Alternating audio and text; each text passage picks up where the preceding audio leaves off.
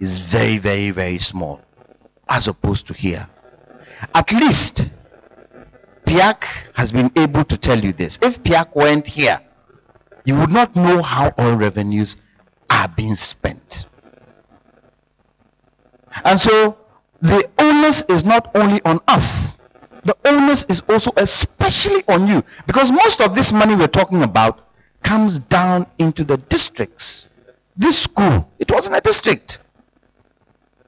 It wasn't a district, and you've got to be interested. They are supposed to put a sign for every project out before it starts. Most of the projects we visited did not have that sign.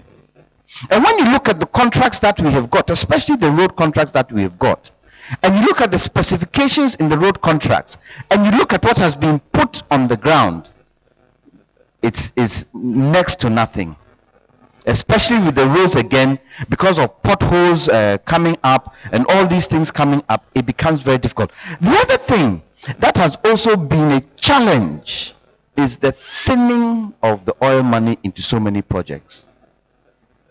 The previous government was doing that. PIAC went round. They came back to the Ministry of Finance. They told them, do not invest too much into too many projects. In 2015, they reduced it. They took advice and reduced it. But then came 2016, an election year. And the 4 priority areas are taken from the law. The 12 areas in the law, they choose 4. And we saw that in 2016, they had invested in all the 12 areas. They had 4 to invest in. They invested in all the 30. Why? Votes. Votes. So you can see how challenging. Yes, we don't have prosecutorial powers. I said to you yesterday that we are thinking, because we present to the Select Committee on Finance the content of our reports. Whatever we put in the reports, we have to go and defend it. And in defending it, all the stakeholders, Bank of Ghana, Ghana Gas, they are all sitting there. So that whatever findings we've made, whatever recommendations we made, the Finance Committee members can ask the different stakeholders if they find problems with it. So we are trying to suggest, and we are thinking about it, whether it's possible. Because we can't take things direct to the Attorney General, why don't we do it through the Public Accounts Committee? Yes. Can the President do wrong? Under no circumstances can the Minister do wrong. Under no circumstances, the Chief Executive in the, in the district do wrong. I was telling, I think it was Zan, that we just had a similar engagement with AMA. And the gentleman who was MC, I mentioned his name. He said, hey, Mr. Jantua, please add honorable to my name. Honorable is part and parcel of my name. So when you call me, add honorable. We call everybody honorable, and it looks as if when things happen, we are scared to approach them. But if we don't approach them, this is what happens to the oil money and the projects that the oil money is invested in. So yes, we would like to have prosecutorial powers. However, the law does not allow us to do that. We need to find ways around it. And it also depends on you to make sure that when your MPs come, you have the media. You can shout as much as you want on the media. And don't think the politicians don't listen. They listen. Because they are thinking of next 4 years. But something has to be done. Delayed projects alone is costing this country billions of cedis. Delayed projects alone. You start a project in 2011, it finishes in 2017. By the time you realize, a lot of money. And one thing you saw in the Volta region was that the contract had already been given. There was delay in it, and then there was a variation in that contract. What was that variation? They had now added another project to that contract, which was not even part and parcel of the initial project. Very challenging. What's the next question? Okay, so thank you very much. You can see the answer on the issue of sanctions had great depth. And it also extended to the other issues. The fact that we do not have powers to prosecute doesn't make us redundant anyway. So you can see, at least we are doing the little that we can do. We are lighting the candle rather than cast the darkness. And so you can see the issue of how are projects selected. Again, spreading thin. Why are they spread thin? You responded to that. And also then, yes, are the ABF projects selected in conjunction with PIAC? No. You know, we have already explained the priority areas, and that becomes the basis for putting it in the budget and allocating the resources. So the issue of beneficiaries being aware, I think civic vigilance all over the place at all levels is the key thing, and that's what we do in this. Let's be interested. Unfortunately, sometimes a lot of us are not interested in the goings on in our district assemblies, and that's partly the big problem. We had pressed for time. I have put some people on waiting list. There was an earlier, unless you are no longer asking your question, I will keep it very brief. So I have you, I have Archbishop, your question is still relevant. You want to ask it? And then I see, so 3 questions. Let's take that snappily.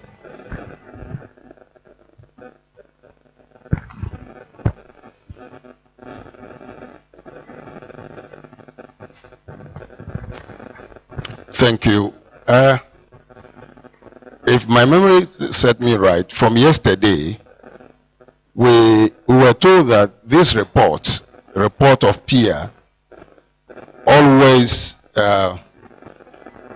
be presented to the stakeholders, meaning people that matter, the various institutions or the ministries. They listen to the report before the report comes out. If that is true, I overheard Mr. Janto also making the same reference. If that is true, may I know their responses to some of these findings? What was their answers to some of these findings? The ministries of road, finance, and all that. What are their responses? We want to know. 2 quick proposals. One, where will this peer become a commission than a committee? It will help facilitate some of these, maybe prosecution or whatever. We are thinking about disciplines. We will have power than be a committee, just remain as a committee. And also, I want, the second one is that the 2 days for some of these programs are not enough. Issues like today's presentation, we needed more time. For the people who are in these offices also, for us to have one-on-one on them. Taking one project, for instance, what is the contractor saying about that project? Did you find out? We don't know. Those who are in charge to monitor or to do the real inspections before certificates are being paid, what are they also saying about such projects? So I want to propose 2 things. One, when will PIA becomes a commission? 2, we want more days on some of these issues than these days. Thank you.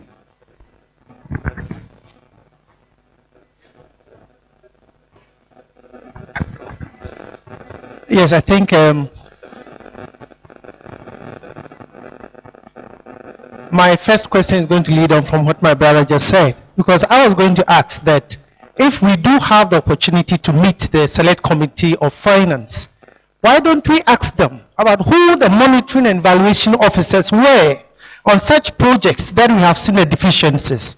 Because if you look at the amount of waste that is going on there, we should find out who did give the authorization in payment, who were monitoring and evaluating such projects.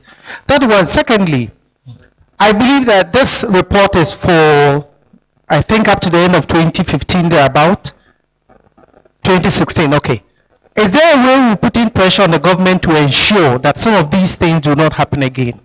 Because I want to believe that when we should meet here next year, we're going to see a lot more of such projects that haven't been executed well, that also do have the deficiencies in them. Thank you.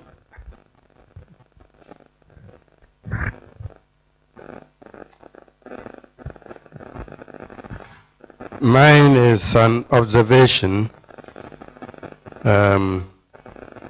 more than a question. When you look at the program on the monitoring on session 2, if there are members on these ministries who have been long in office, then I think that their contribution will be relevant. But if they are the ministers themselves who are coming, considering that they are also new, we are having a change of government, they might not even have been aware of all what was screened for us.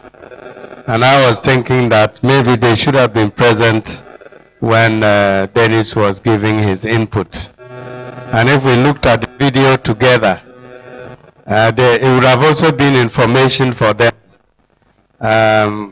in case they were not sufficiently briefed by the chief directors on what was going on in their ministries. So this is just what I'm saying. Maybe the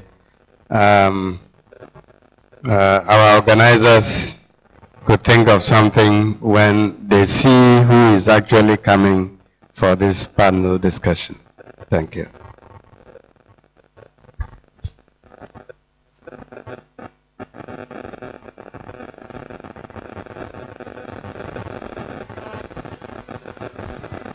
Thank you. Mine is about on the exposition, we were made aware that some of the district chief executives were not so aware. Some district education officers were not aware. Headmasters were not so much aware. Even the people themselves. So I would like to suggest that in order to really sensitize our people, we now have means of communication in all our districts, even in our villages. Early dawn, you see them with all kinds of announcements. So before a project is started, the announcement must be made in that place, in that locality, so that they all get to know. And they can also be empowered. I would like to suggest that PIAC would have,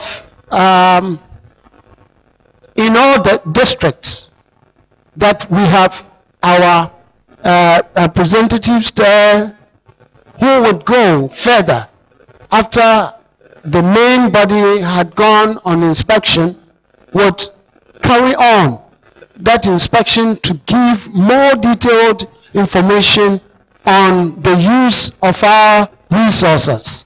This is what I would like to suggest. Thank you.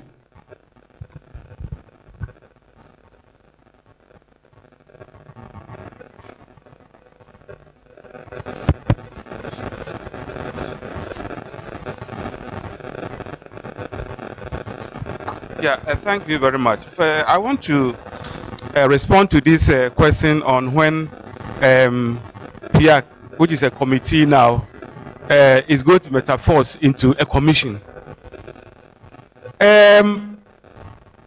My feeling and I believe is that the nomenclature or the name of an institution is immaterial. Whether the head or chief operating officer of a company is a managing director, director general, managing director, chief executive, to me it's immaterial. What's important is the law that set up that institution and the powers which has been invested in that institution to enable to operate efficiently. So that is the most important thing. So the commission is not thinking of trying to convert itself into a commission. But again, looking at the issue of what PR can do, let us situate the situation. Let us situate the issue in the same way as happens at the Public Accounts Committee. Year in and year out, Auditor General report comes out. Public Accounts Committee holds hearings. Chief executives and their board chairmen appear before the committee to answer questions. What happens after? Have we heard of any prosecutions? It is only about early this year that Occupy Ghana went to Supreme Court, and the Supreme Court ordered that the Auditor General should make certain surcharges on people who have been found to have either misappropriated funds and that kind of thing. And the Auditor General has indicated that certain number of people are being surcharged or something. So let us look at the whole governance system of accountability in this country. Unless we deal with it and we change it, these things are going to continue. If we want to take a look at it, all these projects were awarded through sole sourcing, not through competitive bidding. And sometimes people are surprised that some institutions, some directors at the local level are not aware. You know, because of the nature of our politics, sometimes people are even scared to question a contractor who has been awarded a contract from Accra. So, to deal with these things, it is important that we also look at the global picture of how accountability is ensured in this country. The other question is about, as for government pressure, it should be done collectively. The issue is that as we demand accountability, we must also, when we ask for accountability, we must also demand it. When the government sees that the citizens are dormant, they are not active, they will continue to engage in what they do. But if civil society, all of us, are putting pressure, taking specific actions, agitations, government will listen. Other people are taking this sort of action, I believe that they will yield the needed results. Now the other issue is, I will look at the issue of selection of projects. I think what is Alaji who asked the question. Look. Okay, so I think most of the other question was what has been the stakeholder responses to our reports. Of course, there is a challenge here because sometimes even the questionnaires, we don't get responses that timely. We have to follow up and follow up and follow up. Sometimes we send the draft report with questions and you don't get it immediately. But let it not be misunderstood that because we do not get any particular institution, we are inhibited from putting out that information. We do it. We only do that as due diligence to get responses. But if they don't come, it is our right to put out the information in the public. And maybe if it comes like this, they have the opportunity to respond. But we also have stakeholder engagement beyond just sending the report. We have stakeholders engagement as was presented yesterday to get feedback. So at least the processes we can explain.